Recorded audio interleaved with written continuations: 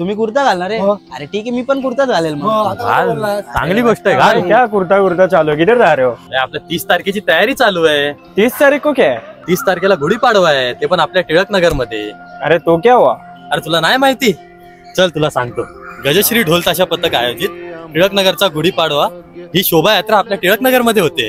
या शोभायात्रेत छत्रपती संभाजी महाराज रथ, bike rally, गजश्री ढोल ताशा पथक, रघुनंदन ढोल ताशा पथक, सिलंबम, टायगर नृत्य, अजून बरंच काही आहे। आणि तुला यावेळेस कोकणातली परंपरा सुद्धा बघायला भेटणार आहे। संकासूर, पालखी नृत्य, कोंबडा नृत्य आणि सोंगी मुकोटा सुद्धा असणार आहे।